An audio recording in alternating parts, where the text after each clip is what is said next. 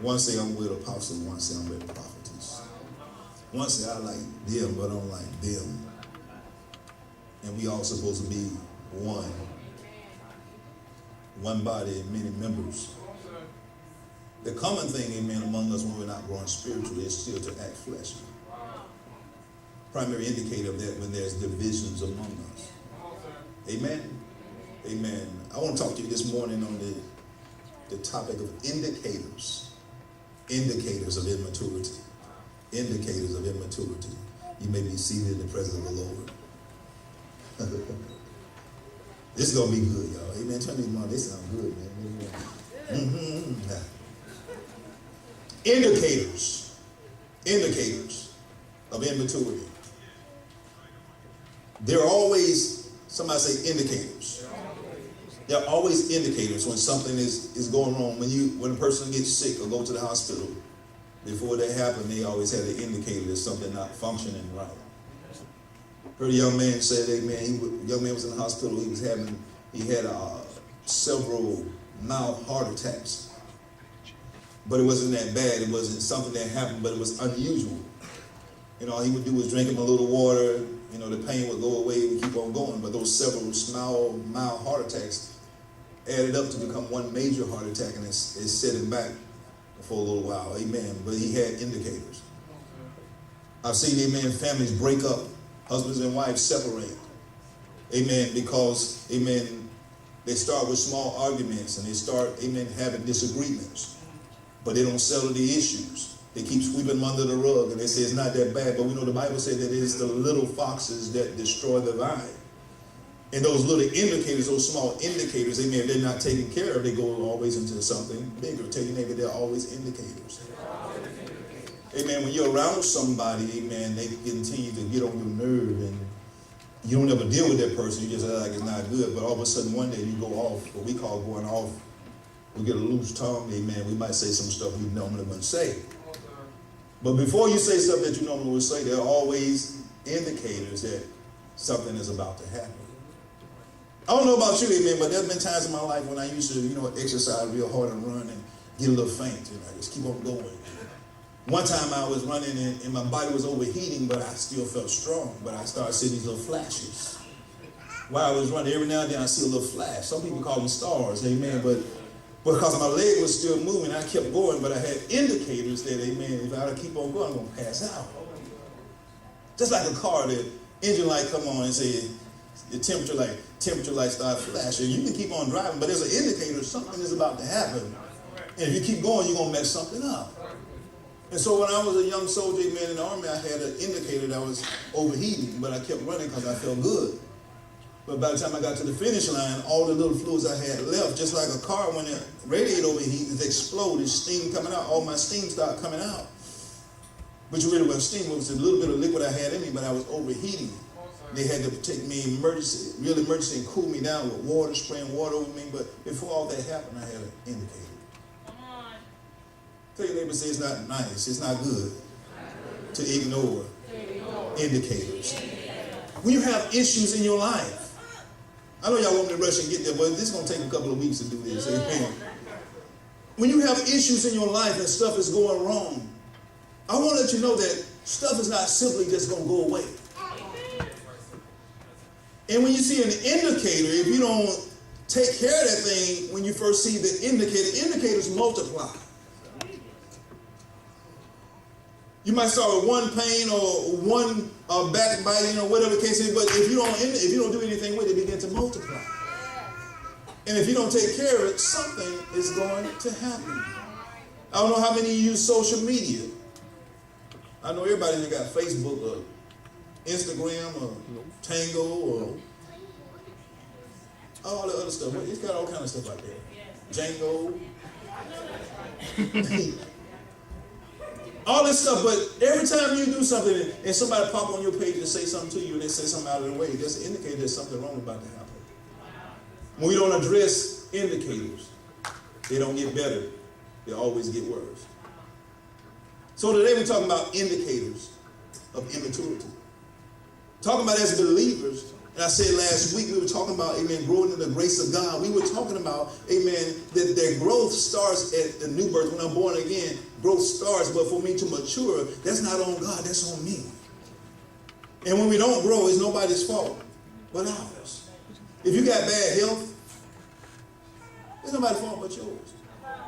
I told you I used to love to eat bacon, like 6, 7, 8 pieces every time I sit down. I used to love it. I said, bacon got protein in it, but you don't eat no 8 pieces to get the protein. Anybody like bacon?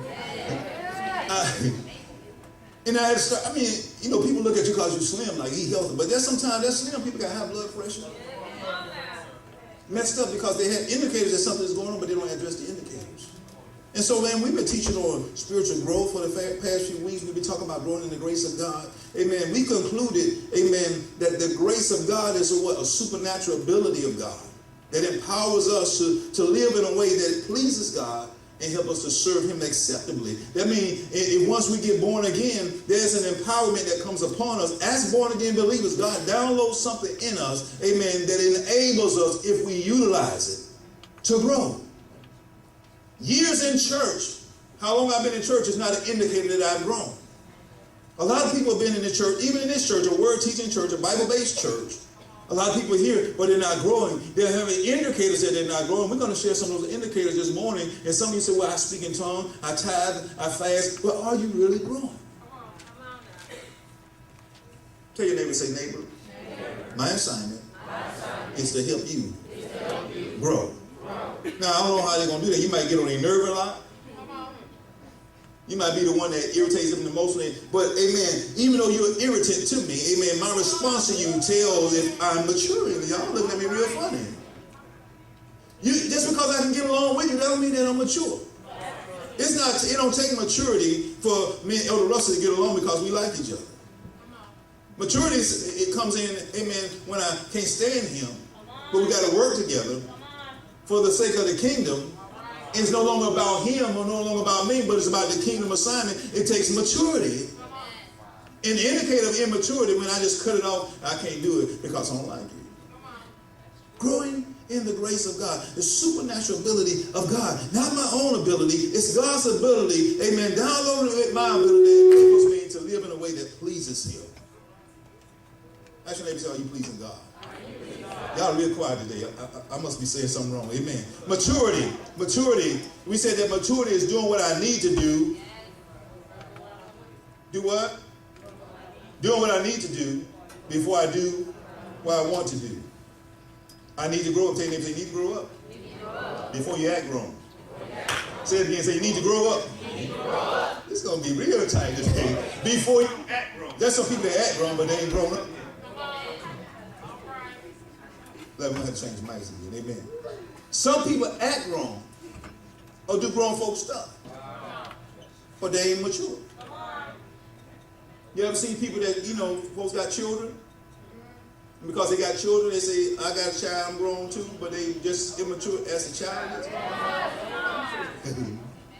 Maturity, doing what I need to do before I do what I want to do. Taking responsibility. We say mature people are those that make responsible decisions. They do the hard right over. Y'all got it. Y'all take it. Because y'all gonna preach this back to me down the road.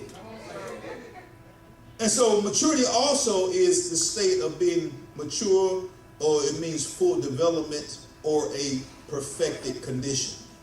Perfected means a processed condition, means that I've gone through the necessary things and I have stood the test while I'm going through, while I'm being challenged, while I'm being picked on and talked about, and I'm still growing. I'm not letting people pull me out of place. I'm not letting people get me out of place with God. Amen. Because God, pleasing God is more important than me retaliating to you. There's somebody say that's maturity right there. When you know somebody talking about you and you still got to pray for them. When you know a person don't like you, but God say, amen, sow a seed in their life. Come on. Amen. Maturity comes in, amen, when the ultimate challenge is there. Amen. And you know they don't mean you no good, but you still got to do them well. Because you heard God say it. You got to pray for it. You got to love on them.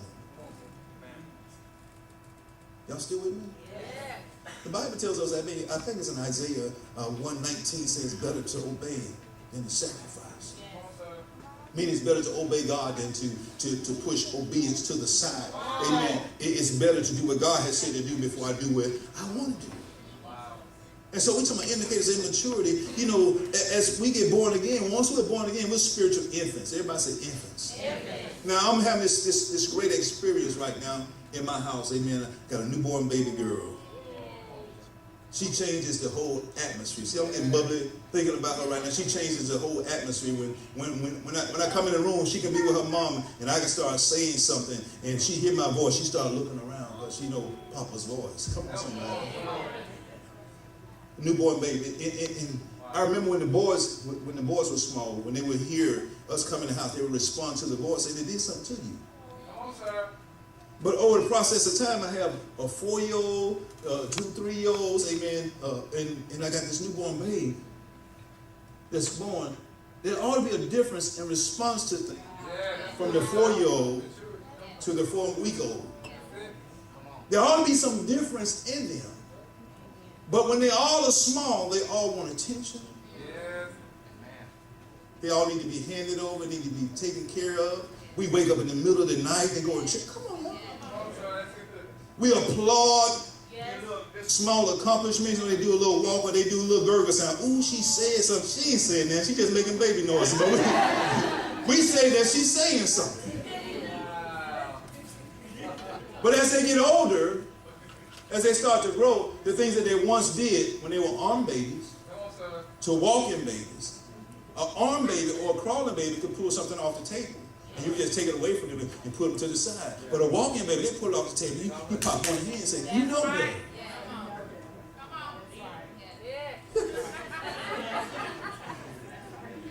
But after the process of time, when they begin to grow, they get used to the applause. Everything that they do, we say, ooh, that's so cute. She doing that sounds so good. And the babies start listening to this. And as they grow, they start listening to it. And then when it stops, they got so used to it. If we keep doing it when they get grown, older, they start to expect it. And soon they grow up, they be teenagers still looking for the applause. And when they don't get the applause, they start to respond like they still over here.